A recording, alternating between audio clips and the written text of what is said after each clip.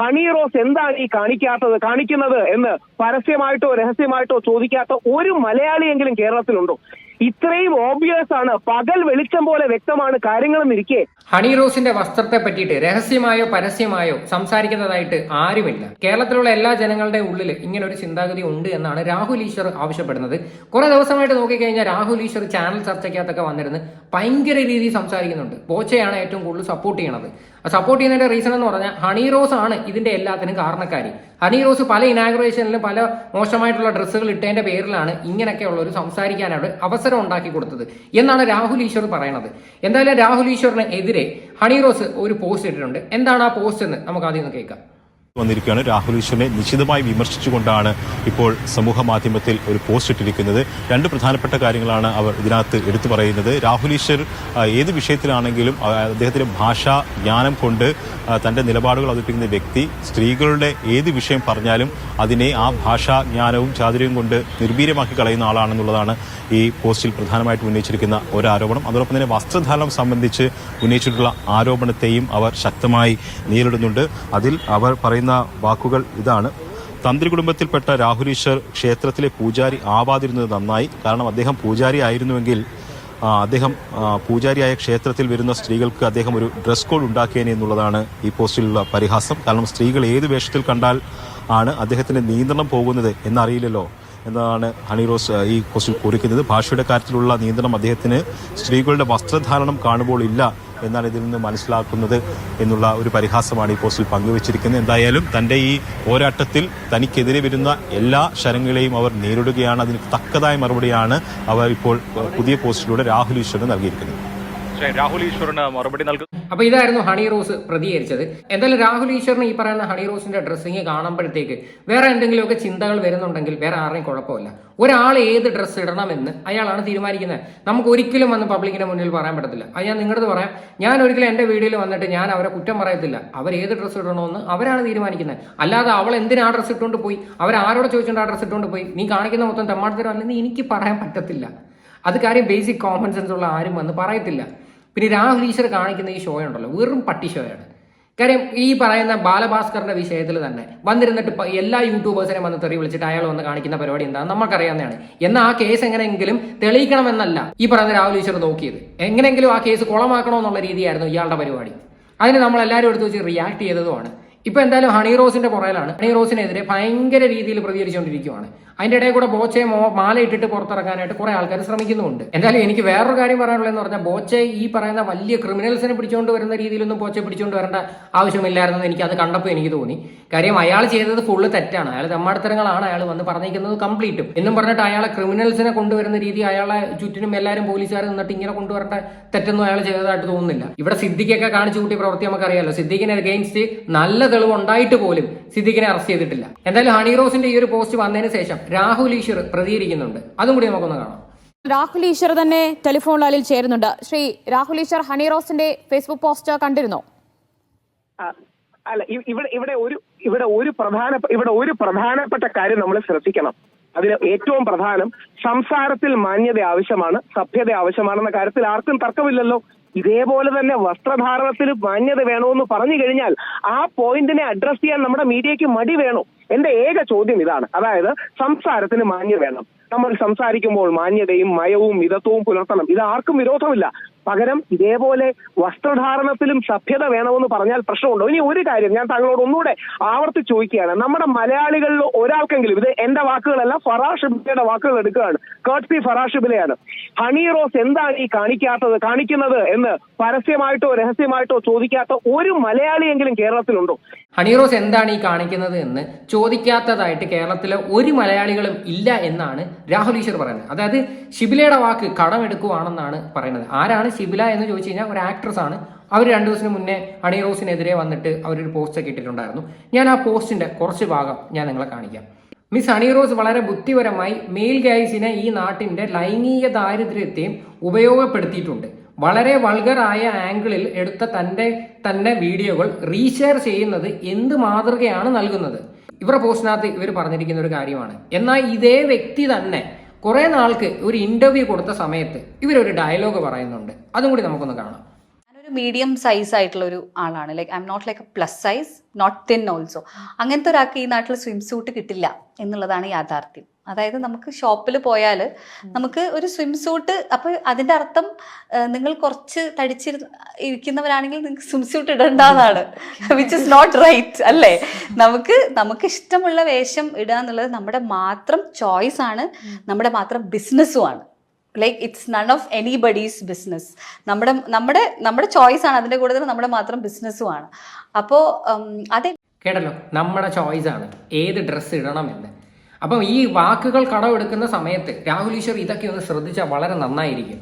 ഇനി നമുക്ക് വന്നിരുന്നിട്ട് ഒരിക്കലും പറയാൻ പറ്റത്തില്ല അവർ ഏത് ഡ്രസ്സ് ഇടണമെന്ന്. അത് അവരുടെ മാത്രം തീരുമാനമാണ്, അവരുടെ സ്വാതന്ത്ര്യമാണത്. അത് ഒരിക്കലും നമുക്ക് അങ്ങനെ പറയാൻ പറ്റില്ല. അല്ലെങ്കിൽ അവർ ഈ പറയുന്ന രീതി വളരെ മോശമായിട്ടുള്ള രീതിയിൽ അവർ ഡ്രസ്സ് ധരിച്ചുകൊണ്ട് പോകണം. അവർ അത്രയ്ക്ക് മോശമായിട്ടുള്ള രീതിയിൽ ഇനാഗുറേഷനിൽ ധരിച്ചിട്ട് പോയിട്ടുണ്ടോ? അങ്ങനെ ഉണ്ടെങ്കിൽ തെറ്റാണെന്ന് തന്നെ നമുക്ക് പറയാം. പക്ഷെ ഞാനെങ്കിലും അവർ അത്രയും മോശമായിട്ടുള്ള രീതിയിൽ അവർ പോകുന്ന കണ്ടിട്ടില്ല. പക്ഷേ ഇത് വീഡിയോ ഷൂട്ട് ചെയ്യുന്ന ഒരുപാട് ആൾക്കാരുണ്ട് ഇനാഗുറേഷൻ സമയത്ത്. ഒരുപാട് മീഡിയക്കാർ ഹണി റോസിന്റെ ഇനാഗുറേഷൻ സമയത്ത് അവിടെ ചെല്ലും. പല ആംഗിളിൽ നിന്ന് അവർ വീഡിയോസ് എടുത്തിട്ട് അവർ സോഷ്യൽ മീഡിയയിൽ ഇടും. ആ സാധനമാണ് കട്ട് ചെയ്ത് വളരെ വൾഗറായിട്ടുള്ള രീതിയിൽ പോകുന്നത്. അവരൊരിക്കലും ഈ പറയുന്ന രീതി മോശമായിട്ട് രീതിയിൽ വന്നതായിട്ട് എനിക്ക് തോന്നുന്നില്ല. പക്ഷേ ഇത് വീഡിയോ ഷൂട്ട് ചെയ്തിട്ട് വേറെ രീതികളിൽ ഈ സാധനങ്ങൾ പുറത്ത് വിടുമ്പോഴത്തേക്ക് അത് വൾഗറായിട്ട് തന്നെ കാണുമ്പം തോന്നുന്നതാണ്. എന്നും പറഞ്ഞിട്ട് ഈ കേരളത്തിലുള്ള എല്ലാ ആൾക്കാർക്കും ഹണി റോസിനെ പറ്റിയിട്ട് ഇങ്ങനൊരു ചിന്താഗതിയാണെന്ന് ഒരിക്കലും നമുക്ക് പറയാൻ പറ്റത്തില്ല. എന്തായാലും ബാക്കിയോടെ കേൾക്കാം. ഇത്രയും ഓബിയസ് ആണ്, പകൽ വെളിച്ചം പോലെ വ്യക്തമാണ് കാര്യങ്ങളെന്നിരിക്കെ ഹണി റോസ് വിമർശിക്കപ്പെടാൻ പാടില്ല എന്ന് പറയുന്നതിന് എന്തർത്ഥമാണ്? ഹണി റോസിനെ വിമർശനത്തിന് അതീതയാണ്. ഹണി റോസ് പറയുന്ന കാര്യങ്ങളോടോ ഹണി റോസിന്റെ വസ്ത്രങ്ങളോടോ ഒരു വിമർശനം പാടില്ല, ഹണി റോസിന്റെ ഈ കാര്യങ്ങൾ ഓഡിറ്റ് ചെയ്യപ്പെടാൻ പാടില്ല എന്ന് പറയുന്നതിന് ന്യായമുണ്ടോ? അതുകൊണ്ട് ഹണി റോസ് എന്നെ വിമർശിച്ചോട്ടെ, അത് അവരുടെ സ്വാതന്ത്ര്യമാണ്. എനിക്ക് അവരോട് ബഹുമാനമാണ്, ഇഷ്ടമാണ്, ആദരവാണ്. രാഹുൽ, വിമർശനവും അധിക്ഷേപവും രണ്ടാണ്. വസ്ത്രധാരണം എന്നുള്ളത് ഒരു വ്യക്തിയുടെ സ്വാതന്ത്ര്യമാണ്, അത് ഭരണഘടന ഉറപ്പു നൽകുന്നതാണ്. ഭരണഘടന ഉറപ്പു തരുന്നത് വസ്ത്ര സ്വാതന്ത്ര്യമാണ്. ആ വസ്ത്രത്തിന് സഭ്യതയുടെയും മാന്യതയുടെയും അളവുകളില്ലേ. ഇനി ഞാൻ ഒരു കാര്യം കൂടെ ചോദിക്കാം. ഞാൻ താങ്കളോട് നെഗറ്റീവായിട്ടല്ല, താങ്കൾ സ്വന്തം മനസ്സിൽ കൈവച്ച് പറയുക. ഹണി റോസ് വസ്ത്രം കുറച്ച് ഓവറാണ് എന്ന് തോന്നാത്ത ഒരു മലയാളി ഉണ്ടോ? താങ്കൾ ആ കൂട്ടത്തിലാണോ? ഹണി റോസിന്റെ വസ്ത്രധാരണവും അവരുടെ ഇനോഗ്രേഷന് പോകുന്ന പരിപാടികളും അവരുടെ വീഡിയോകളും വ്യത്യസ്ത ആംഗിളുകളിലുള്ള വൾഗർ രാഹുൽ, ഹണി റോസിന്റെ വസ്ത്രധാരണം അത് ഹണി റോസിന്റെ സ്വാതന്ത്ര്യമാണ്. അതിനെ ചോദ്യം ചെയ്യപ്പെടാനും വിമർശിക്കാനും ഒരിക്കലെങ്കിലും എന്തായാലും താങ്കളുടെ മറുപടി പോലും വ്യക്തമാണ്. താങ്കൾ അങ്ങനെ ചിന്തിച്ചിട്ടുണ്ട് എന്ന് താങ്കളുടെ മറുപടിയിൽ പോലും വ്യക്തമാണ്.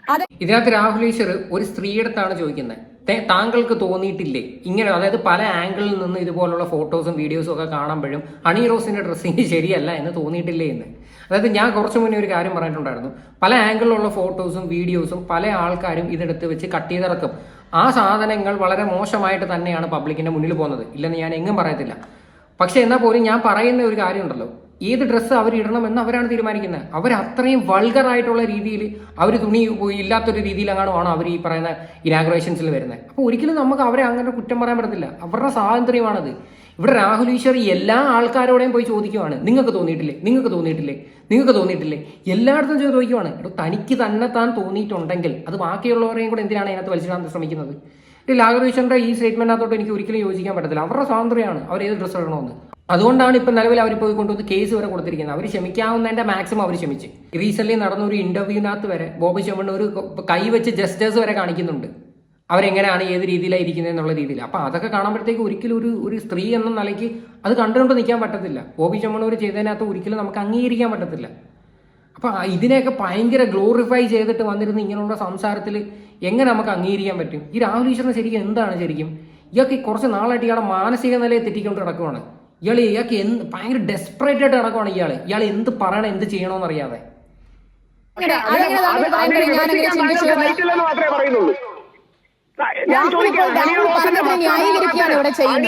വസ്ത്രധാരണം പ്രശ്നമാണ് എന്ന് താങ്കൾക്ക് ഒരിക്കലെങ്കിലും തോന്നിയിട്ടില്ലേ? Yes or no? തോന്നിയിട്ടില്ല. തോന്നിയിട്ടില്ലെങ്കിൽ താങ്കൾ അദ്ദേഹത്തിന്റെ പരിപാടി കണ്ടിട്ടില്ല എന്നുള്ളതാണ്. ഹണി റോസിന്റെ പരിപാടികളോ ഹണി റോസിന്റെ വീഡിയോ താങ്കൾ കണ്ടിട്ടില്ല എന്നുള്ളതാണ്. വസ്ത്രധാരണത്തിന് സഭ്യത വേണമെന്ന് പറയുന്നത് നമ്മൾ കണ്ണടച്ചിരുട്ടാക്കിയാൽ നമുക്കല്ലേ ഇരുട്ടാകൂ, ലോകത്തിന് ഇരുട്ടാകില്ലല്ലോ. അതുകൊണ്ട് സുഹൃത്തിനോട് എനിക്ക് ബഹുമാനപുരസം ചോദിക്കാനുള്ളത് ഹണി റോസിനെ വിമർശിച്ചോട്ടെ, എനിക്ക് വിരോധമില്ല.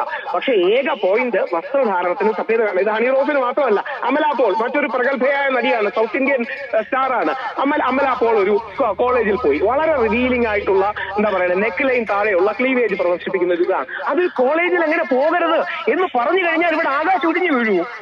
ഈ സഭ്യതയ്ക്കും മാന്യതയ്ക്കും വേണം. പൊതുമേഖലകളിൽ പോകുമ്പോൾ, പൊതുവേദികളിൽ പോകുമ്പോൾ സഭ്യതയും മാന്യതയും വസ്ത്രത്തിന് വേണമെന്ന് പറയുന്നത് തെറ്റാണോ? ഒന്ന്, ഇനി ഹണി റോസ് പറയുന്നുണ്ട് അമ്പലത്തിൽ വരുമ്പോ അല്ലെങ്കിൽ നോക്കി വരുമ്പോൾ വസ്ത്രം ധരിച്ചോളാമെന്ന്.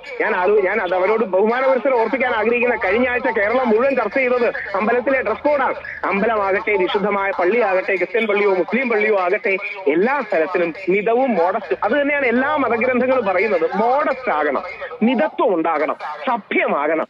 അമല പോലും ആ സമയത്ത് ഇട്ടിരുന്ന ഡ്രസ്സിന്റെ കണക്കൊന്നും ഈ പറയുന്ന ഹണി റോസ് ഇട്ട് ഞാനെങ്കിലും കണ്ടിട്ടില്ല കേട്ടോ. ഉള്ള കാര്യം പറയാമല്ലോ. അത് മാത്രമല്ല, ഇപ്പൊ ഈ പറയുന്ന ഷിബില ഉൾപ്പെടെ വന്നിരുന്നിട്ട് ഹണി റോസിനെതിരെ പറയുന്നു.